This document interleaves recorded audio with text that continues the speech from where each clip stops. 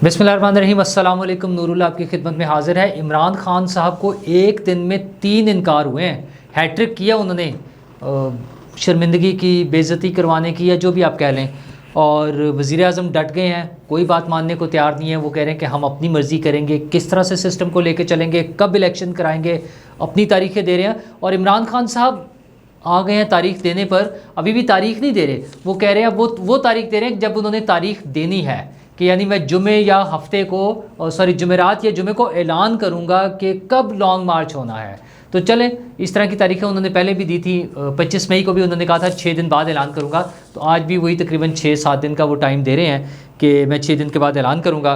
और अपने बंदों को उन्होंने अंडरग्राउंड किया हुआ है, पता नहीं किस बात से डरते हैं और क्या मसाइल हैं, क्या खुफिया चीज़ें हैं कि अंडरवर्ल्ड की तरह अंडरग्राउंड। अब ये उनके मसाइल हैं।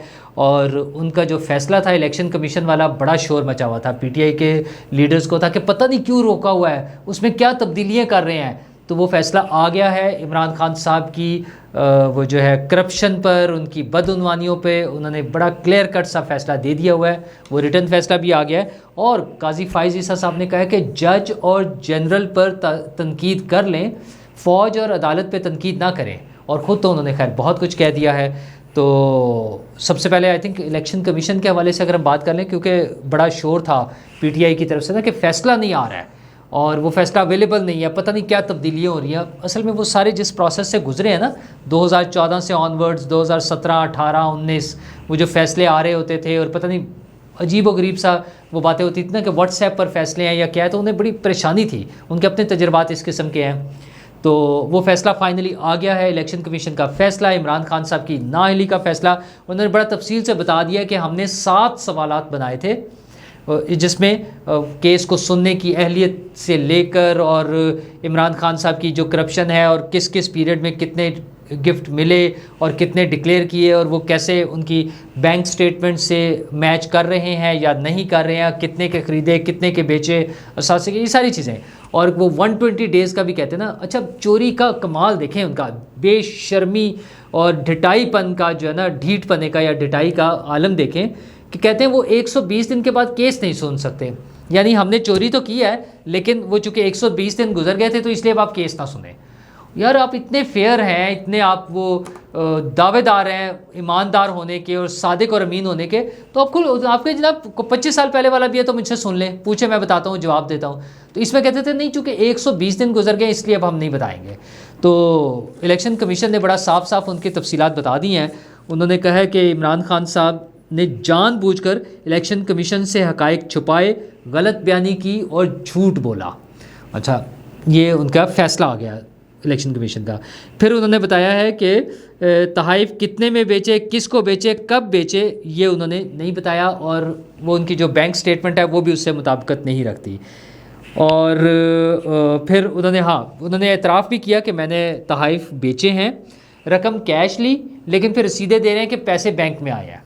अच्छा, मतलब जब झूठ बोल रहा था ना तो झूठ के पाँव नहीं होते ना, फिर तजादात आते हैं फ़ैसले में, वो बयानात में। फिर इमरान खान साहब ने एतराफ़ किया कि 10 करोड़ रुपए के तहाइफ लिए मैंने और 2 करोड़ उनकी अदायगी की, 2 करोड़ 15,000 ना, यानी 20%। वो जो हमें शोर बचा के सुनाते हैं कि हमने 50% कर दिया था, पहले वाले 20% पे लेते थे, तो अब हम 20% पे लेने की बजाय हम 50% पे ले रहे थे, वो कहाँ गए? वो क्यों नहीं शो होते? फिर 5 करोड़ क्यों नहीं शो हो रहे जब आपने 10 करोड़ के तोहफे लिए हैं, लेकर भागे हैं, उठाए हैं, चोरी किए हैं? तो फिर उसके पैसे भी आ जाने चाहिए थे। पैसे नहीं है वहाँ पे, पैसे 2 करोड़ पे जमा हुए हैं। अच्छा, फिर उसके अलावा उन्होंने बताया कि कैबिनेट डिवीज़न के मुताबिक इमरान खान ने घड़ी, नेकलेस, ब्रेसलेट, अंगूठी, बालियाँ और कारपेट के तोहफे भी अपने पास रखे, मगर उनकी तफसील इलेक्शन कमीशन को नहीं बताई। यानी ये तो मुफ्ते में ही लग गया ना, मुफ्ता लग गया, ले गए हैं सारे तोहफे। और नाअहल करार देने का उन्होंने कहा इख्तियार सिर्फ इलेक्शन कमीशन के पास है। तो ये वो फ़ैसला था जिसका उन्हें बड़ा इंतज़ार था और उनका ख्याल था कि पता नहीं इसमें से क्या निकल आएगा। तो इमरान खान साहब इसमें से नाअहली निकली है और मज़ीद कार्रवाई ये होनी है कि इस पर मज़ीद केस बनेगा और आपके पास वो जो है ना अदालतों में जाकर ये ताहयात नाअहली में बदलना है। जब तक ताहयात नाअहली का वो कानून मौजूद है, जिसको अभी शायद चेंज भी कर दें, अदालत ने भी ये बात की है, लेकिन चूँकि अभी तक मौजूद है तो वो भी होना है और इसमें सज़ा भी होनी है, कैद भी है, کہ وہ جرمانہ بھی ہے, یہ ساری چیزیں ہونی ہیں. تو خان صاحب گھبرانا نہیں ہے کیونکہ یہ ساری چیزیں آپ کو بھگتنی پڑنی ہیں. اچھا دوسری طرف عمران خان صاحب نے بھی آج ایک کل جو ہے وہ پریس کانفرنس کر دی تھی جس میں انہوں نے اعظم سواتی صاحب کو ساتھ بٹھایا ہوا تھا اور بڑا انہوں نے کہا جی اعظم سواتی صاحب پہ بڑا ظلم ہوا ہے, تشدد ہوا ہے. اور او بھائی اچھا اس پہ ایک اور سوال ہوا نا ان سے کہ سینیٹر سیف اللہ نیازی کدھر ہے, تو انہوں نے عمران خان صاحب نے کہا کہ وہ انڈر گراؤنڈ ہے. اچھا انڈر گراؤنڈ کیوں ہے؟ آپ کے جو لوگ پکڑے گئے, شہباز گل صاحب پکڑے گئے, آپ نے الزام لگایا کہ ان پہ تشدد ہوا ہے. اعظم سواتی صاحب پکڑے گئے, آپ نے الزام لگایا کہ ان پہ تشدد ہوا ہے. حامد زمان صاحب پکڑے گئے, خیر ان پہ ابھی تک آپ نے جنسی تشدد کا الزام نہیں لگایا, لیکن ان تینوں کی ضمانتیں ہو گئی ہیں. تو اعظم سواتی صاحب انڈر گراؤنڈ کیوں ہیں, سوری وہ سیف نیازی صاحب انڈر گراؤنڈ کیوں ہیں؟ اس کا مطلب کوئی بہت بڑا ایسا وہ لفڑا ہے, کوئی ایسا فراڈ ہے, کوئی ایسی بے ایمانیاں ہیں جس کی وجہ سے آپ انہیں چھپا رہے ہیں. مطلب اگر وہ کوئی ادارہ انہیں ساتھ لے کر جاتا ہے, کوئی تحقیقات کرتا ہے, ان سے سوال جواب کرتا ہے, تو آپ ڈرتے کیوں ہیں؟ تو یہ انڈر گراؤنڈ چھپنے کی وجہ کیا ہے؟ وہ جو آپ ہمیں سمجھاتے تھے کہ کلمہ پڑھ کر خوف ختم ہو جاتا ہے, ڈر نہیں رہتا, تو اعظم سواتی صاحب کو کیوں نہیں بتاتے اور خود انہیں کیوں انڈر گراؤنڈ چھپا کے رکھا ہوا ہے؟ انہیں سامنے لائیں, بتائیں کہ یہ میرا بندہ ہے. ان کو سیف اللہ نیازی کو چھپانے کی کیا ضرورت ہے؟ آپ انہیں قانون کا اپنا ایک وہ ہوتا ہے, سسٹم ہوتا ہے, اس کے مطابق چلنے دیں. پر وہ چلا ہے. اور دوسرا یہ ہوا ہے کہ عمران خان صاحب کو ایک دن میں 3 انکار ہوئے ہیں بڑے, یعنی انہوں نے ہیٹرک کیا عمران خان صاحب نے ایک دن میں بستیاں کروانے کی نا. اور وہ 3 انکار کیا ہیں؟ ایک تو ان کا جو مطالبہ تھا کہ فوری الیکشن کرائے جائیں, الیکشن کا اعلان کر دیا جائے ورنہ میں وہ کر دوں گا, لانگ مارچ کر دوں گا. تو وہ میں بتاتا ہوں لانگ مارچ کا جو انہوں نے کیا نا, وہ بھی بتاتا ہوں آپ کو. لیکن جو 3 ان کے تھے, تو ایک الیکشن کے وہ تھا, مطالبہ تھا کہ فوری اعلان کر دیں. تو وزیر اعظم صاحب نے صاف جواب دے دیا. وزیر اعظم صاحب نے کہا ہے کہ جناب فوری کوئی الیکشن نہیں ہونا ہے, 11 مہینے دور ہیں الیکشن ابھی سے, یعنی اکتوبر شروع ہو گیا تو اگلے سال سپٹمبر اکتوبر سمجھ لیں آپ, یہی ٹائم ہوگا تقریباً 1 سال کا ٹائم. انہوں نے کہا فوری الیکشن بالکل نہیں ہوں گے. اچھا ہاں, بیک ڈور رابطوں پہ انہوں نے ویسے انکار نہیں کیا. ان سے سوال ہوا جب وزیر اعظم سے کہ بیک ڈور رابطے ہو رہے ہیں, تو انہوں نے کہا مجھے بیک ڈور پہ ملے پھر بتاؤں گا, یعنی انہوں نے اس سے انکار بھی نہیں کیا. لیکن بہرحال وہ چلتے رہتے ہیں. تو عمران خان صاحب کو ایک تو یہ انکار ہو گیا, دوسرا انہیں عدالت سے فوری ریلیف جو انہوں نے مانگا تھا وہ انکار ہو گیا. وہ کل عدالت میں گئے نا ہائی کورٹ میں کہ جناب یہ جو میری نااہلی ہے اس کو سسپینڈ کر دیں فوری طور پہ. تو عدالت نے پہلے تو اعتراض لگا دیا ان کی اپلیکیشن پہ, پھر اعتراضات جب دور ہو گئے تو انہوں نے اس کو وہ کر لیا ہے, اپنے پاس رکھ لیا ہے, اور منڈے کو یعنی کل اس کی سماعت ہوگی. تو وہ فوری والا بھی اس کو انکار ہو گیا. دوسرا انکار انہیں وہ گیا.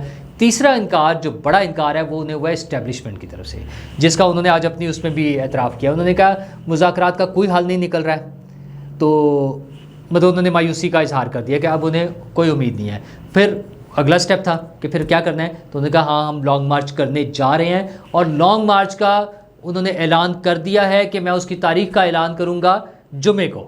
اچھا پھر اگلے ہی لمحے مطلب 1-2 وہ اس کے بعد منٹس کے بعد انہوں نے کہا جمعرات یا جمعے کو کروں گا.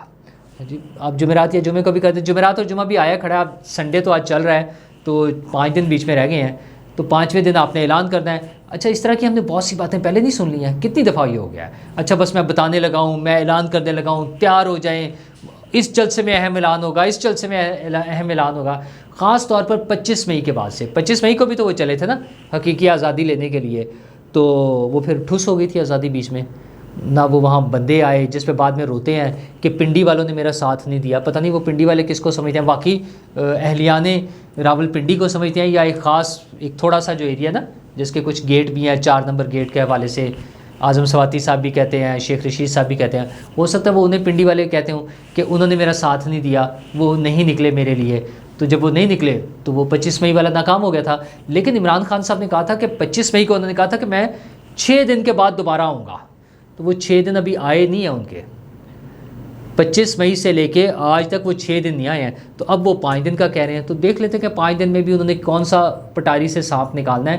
ویسے نکلنا کوئی نہیں ہے, وہ ان کو جہاں جہاں سے امید تھی, جو رابطے تھے, جو جہاں سے کوئی ان کے فون سن لیتا تھا یا وہ کوئی لوگوں کو بھیجتے تھے. ویسے تو مذاکرات دیکھیں 2 سٹیج پر ہوئے ہیں. ایک پہ انہوں نے اپنے ترلے منتیں کر کے ایک انہوں نے ملاقات کی جو کہ عارف علوی صاحب نے کرائی. عارف علوی صاحب جب آرمی چیف کے گھر چلے گئے, انہیں ریکویسٹ کی, ہاتھ باندھے کہ جناب ایک دفعہ مل لیں, تو مل لیے. نتیجہ کوئی نہیں نکلا. بڑا سا میسج واز کلیئر کہ جناب آپ نے سیاسی جنگ لڑنی ہے تو سیاست دانوں کے ساتھ لڑیں، کوئی ڈیل کرنی ہے، کوئی NRO لینا ہے تو سیاست دانوں سے جا کے لیں، آپ کی قسمت کا فیصلہ نواز شریف اور آصف زرداری نے کرنا ہے. یہ جواب انہیں ملا. اچھا یہ جواب سن کے ظاہر ہے وہ پھر مزید ان میں مایوسی پھیلتی ہے، ان میں بڑھ جاتی ہے ان کی مایوسی. تو اب بھی لگتا ہے کہ وہ ساری طرف سے ناکام ہو گئے ہیں، تمام انہیں جھنڈی دکھا دی گئی ہے، تو اب وہ تاریخیں دینے پر آ گیا ہے. یہ کتنی دیر چلے گا؟ ان کا کراؤڈ جو ہے وہ کم ہوتا جائے گا. آپ نے دیکھ لیا کہ جب کل ان کی نااہلی ہوئی پرسوں، تو لوگ نہیں نکلے سڑکوں پہ. جمعے والے دن جب ان کی نااہلی ہوئی ہے تو جو ان کو ایکسپیکٹڈ تھا کہ سارا ملک جیم ہو جائے گا، بند ہو جائے گا، چیزیں پتہ نہیں کیا کر دی جائیں گی، کوئی بھی نہیں نکلا، اور وہ شدید ان کی مایوسی تھی. اب یہ آخری کارڈ جو ہے، کیونکہ کچھ لوگ انہیں کہہ رہے ہیں کہ یہ لیٹ ہوتا جا رہا ہے. شیخ رشید صاحب جیسے لوگ جو کہہ رہے تھے کہ الیکشن کے فوراً بعد اگلے دن جو ہے 16 اکتوبر کو الیکشن تھا، اور آپ فوراً ہی اگلے دن جو ہے نا وہ کر دیں، بس لانگ مارچ کا اعلان کر دیں، ورنہ وہ تو خود بھی جان دینے کو اور خودکشی کرنے کو پھر رہے تھے نا. کرنی کرانی انہوں نے بھی کچھ نہیں ہے، مطلب اتنے ہی وہ ہوتے نا کیا کہتے ہیں شرم اور غیرت والے. بہت سارے موقع آئے ہیں نا. وہ جو بندہ کبھی استعفیٰ نہیں دے سکا اپنی سیٹ سے یار، وہ جان دے گا؟ کیا بات کرتے ہیں یار یہ لوگ. تو دوسری چیز، آج کل کی اہم خبر تھی قاضی فائز عیسیٰ صاحب کا خطاب. قاضی فائز عیسیٰ صاحب آپ کو پتہ ہے بڑے زبردست آدمی ہیں، دبنگ قسم کے جج ہیں. تو انہوں نے 2-3 چیزیں کی ہیں. ایک تو انہوں نے کہا کہ جج اور جنرل پر تنقید کریں، فوج پر اور عدلیہ پر بطور ادارہ تنقید نہ کریں. اچھا انہوں نے پھر بہت سی مثالیں دی ہیں کہ جو غلط کردار تھے، مشرف صاحب ہیں، ضیاء صاحب ہیں، اس سے پہلے ایوب خان صاحب ہیں، وہ کہا بالکل غلط ہے. اچھا دوسرا انہوں نے عدلیہ کی طرف بھی آئے. انہوں نے یہ نہیں کیا کہ اپنے ڈپارٹمنٹ کو، اپنے محکمے کو، اپنے ادارے کو انہوں نے چھوڑ دیا. انہوں نے کہا ہمارے بھی اسی طرح کے معاملات ہیں. مطلب انہوں نے اسٹرکٹ جو ہے نا کرٹیسزم ان کا تھا، بڑا سخت کرٹیسزم تھا. انہوں نے کہا بھٹو کیس کے حوالے سے کہ جج بعد میں آ کے ٹی وی پہ بیٹھ کے کہتا ہے کہ ہم پر دباؤ تھا. اچھا یہ میں نے بھی 1-2 دفعہ بات کی ہے اسی طرح سے. ظاہر ہر آدمی کو سمجھ آتی ہے کہ یہ کیا مطلب ان کو کوئی شرم ہی نہیں آتی ہے کہ جج بیٹھ کے کہہ رہے کہ ہم نے پھانسی دے دی بندے کو، اور کیوں؟ اس لیے کہ مجھ پر دباؤ تھا. اور یار شرم کرو، ڈوب مرو آپ اس پہ نا. اچھا وہ فائز عیسیٰ صاحب نے بڑا سمپل سا حل بتایا کہ آپ پر پریشر تھا، آپ انصاف نہیں کر سکتے تھے، آپ ریزائن کر دیتے، استعفیٰ دے کے گھر چلے جاتے. مطلب اتنی کون سی مصیبت تھی.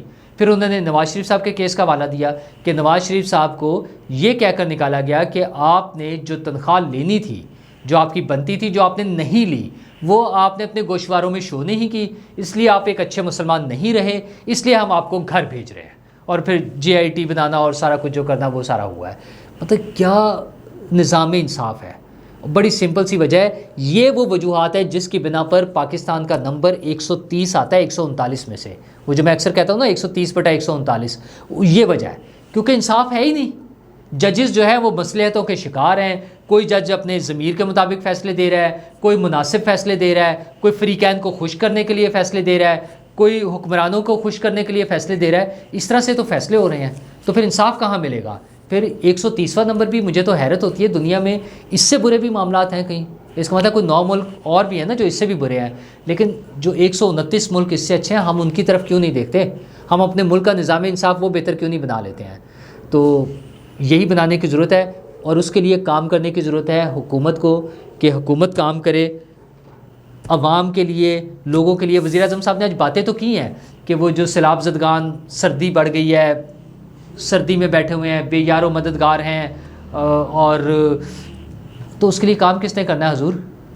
حکومت نے کرنا نا. تو حکومت کو چاہیے کہ یہ باقی ساری باتیں بناتے رہیں، یہ جو پولیٹیکل مسائل ہیں اس کو بھی سالو کرنا ہے، ان کو بھی دیکھنا ہے، لیکن مہنگائی کو کنٹرول کریں، چیزوں کی قیمتیں کم کریں، اور جو ضرورت مند لوگ ہیں خصوصاً سیلاب زدگان جو ہیں ان کی مدد کریں تاکہ ان کی زندگیوں میں آسانی پیدا ہو. شکریہ.